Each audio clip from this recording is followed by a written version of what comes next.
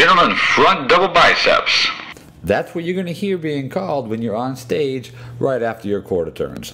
This is the first pose to get called during the comparison round of the mandatory poses between the competitors on stage.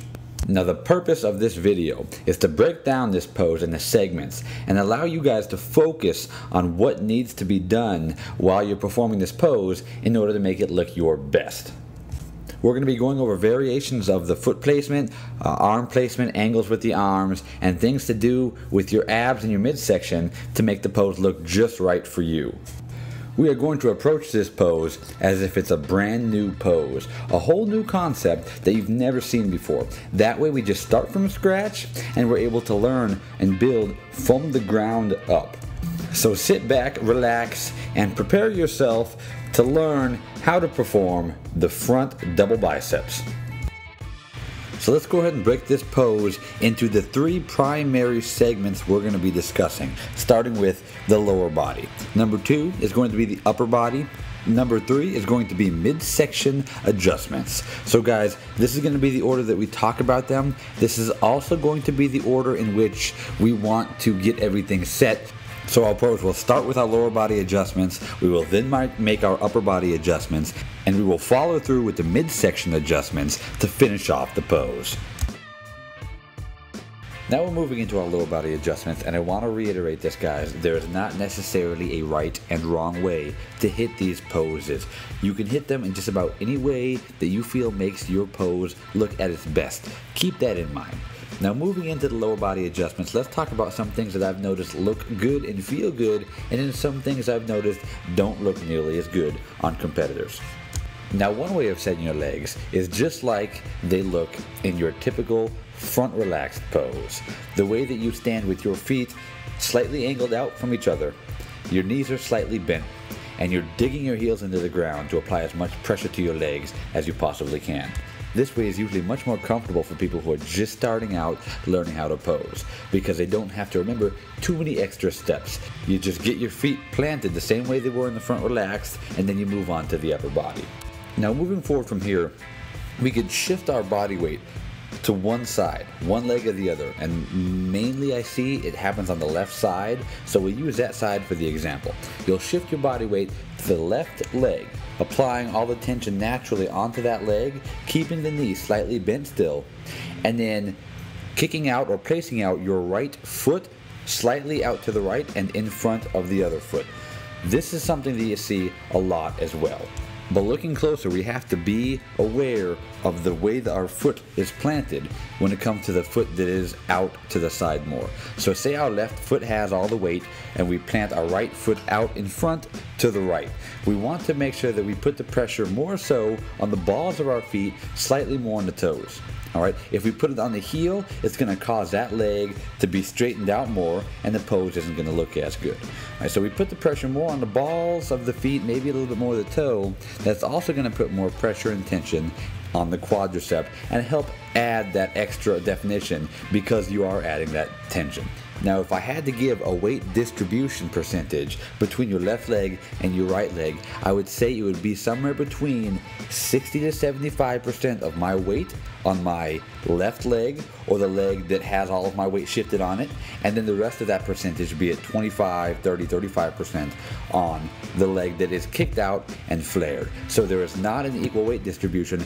If you did even out the weight distribution, then your body would square up and the pose would not look right. So keep that in mind, guys.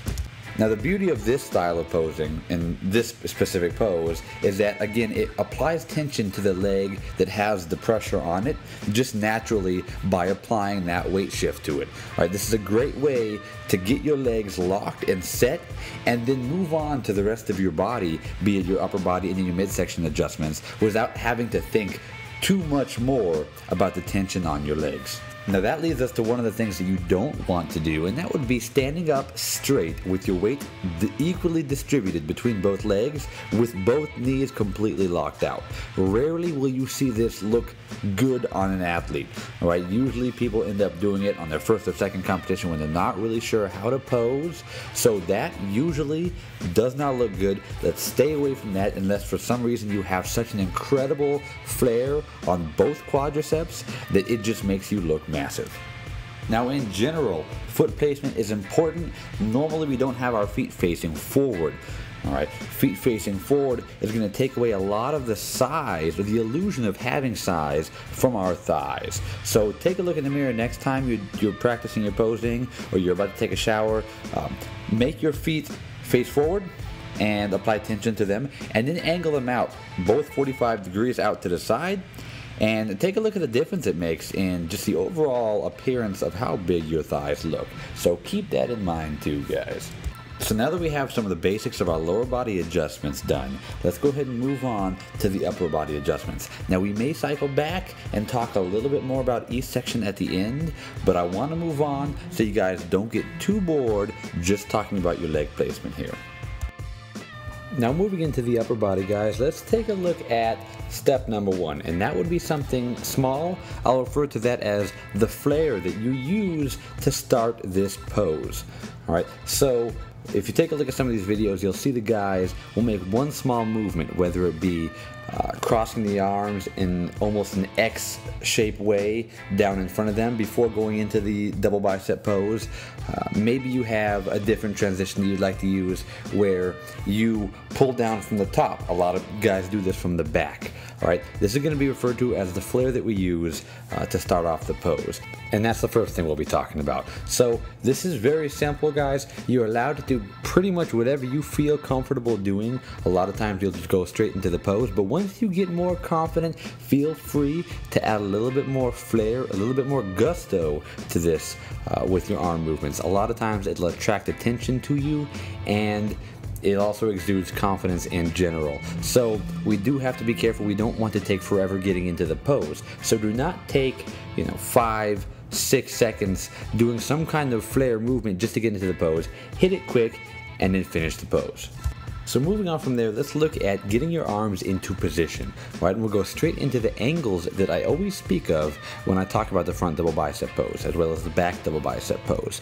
I always suggest that people start off making right angles or 90-degree angles with their arms and adjusting from there. Rarely will I ever see anybody look good in an obtuse angle past 90 degrees. In fact, I've never seen it. So that's something we usually stay away from. We'll start with 90 and then we can bring them in just a little bit if you feel like that's going to help. Now the main reason I start with 90 is this. Take a look in the mirror when you're doing a front double bicep and the actual size or the appearance of the size of your bicep muscle at 90 degrees.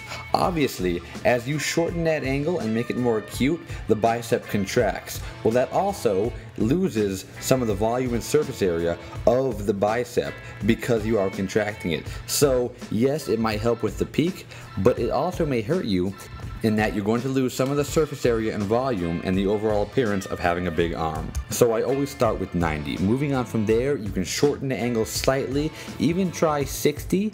I would not normally go much past that because once you start going too close and the angle becomes too acute, we start actually having to manipulate our shoulder joint with movement in the humerus bone itself. That's going to cause the arm to raise up more, and it usually doesn't look nearly as good. Now that leads me into the next point I want to point out, which is 180-degree straight line from the shoulders out through the humerus. If you're looking at your arms, I want to make generally a 180-degree straight line from elbow to elbow with my shoulder joints. This is the angle I'm talking about that gets manipulated when you start turning that angle of your arms into an acute angle by contracting the biceps too much. This is something to watch out for because it will change the appearance of the pose. So now we have some angles to think about. We have the 180-degree straight line between my elbow joints and my shoulder joints. And then I have the 90-degree angle that I start with when it comes to the angle at my elbow joint with my forearms and the muscles around the humerus. Now, going from there, let's talk about the hand position, because a supinated or pronated hand position is going to change the appearance as well of how the biceps and the forearms look. Now, anatomically speaking, the more supinated you are, the more your bicep is going to be contracted and peaked in its appearance. So take a look in the mirror, guys. Supinate your hand. I always tell people to think about holding a bowl of soup, to remember a supinated hand position as opposed to prone being the overhand. So take a look at the difference in your musculature when you go supine and then when you pronate your hand out. This is going to play a big part. Now, obviously, you will not see somebody do a over pronated hand position in a front double bicep pose. It's going to look silly. But there is a middle ground where you might not want to be completely supinated. You might want to be slightly in the middle somewhere. It might help with the appearance of your bicep. So this is going to be something that comes down to your own personal judgment. You're going to have to practice. You're going to have to figure out what looks best in terms of how supinated your hand position is.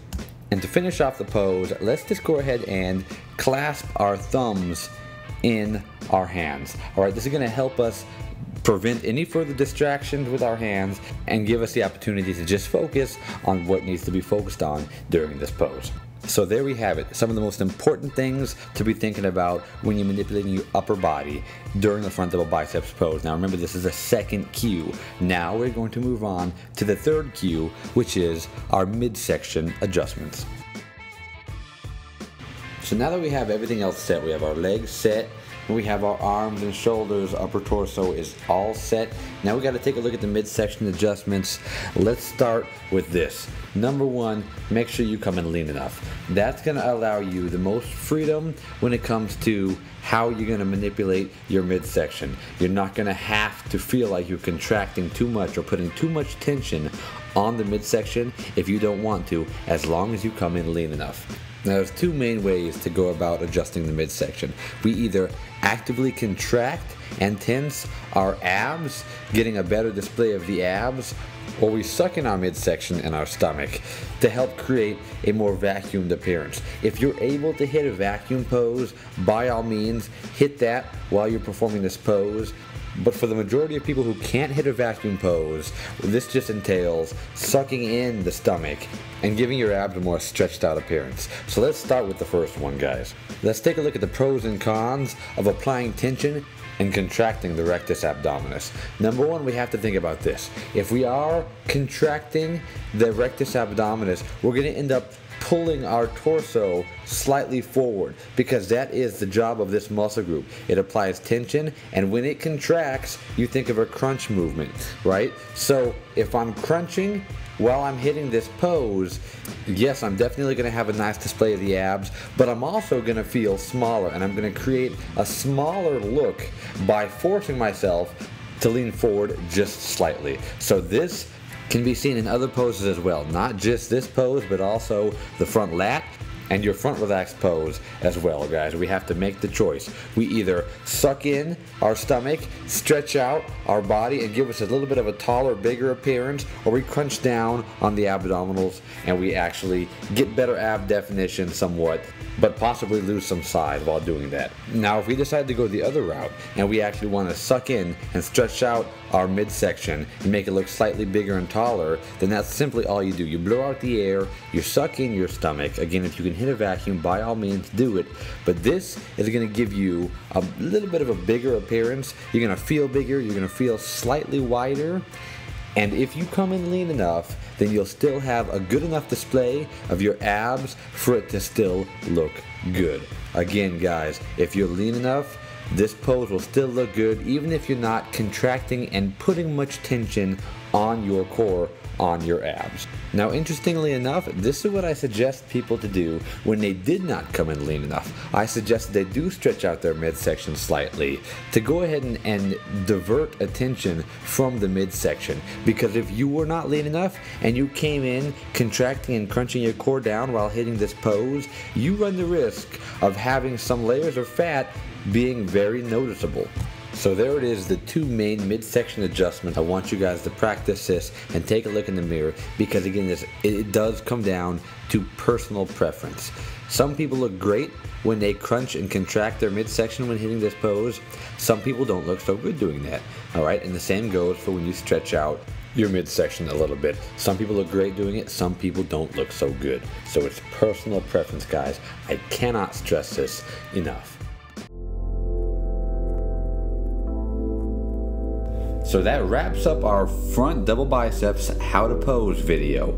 Go over each segment again and go ahead and follow along. Practice, make sure that you're able to perfect this pose specifically towards your own body. So try the techniques that we've talked about in this video, and you know what? Go even further and step outside of the box. Try even newer things, something different, because again, the guidelines for these poses, when you really look at the rules, they're very loose. They're not as strict as a lot of people think. So, as a beginner competitor, don't get the idea that you have to go up there and hit this pose in one certain way. Now, that being said, obviously don't go up there and make a fool of yourself by doing some insane variation of this pose, but please feel free to experiment with new things and really perfect it to make sure that you look your best. I hope you've enjoyed the video. I hope you learned a lot, and I'll see you guys next time. Take care.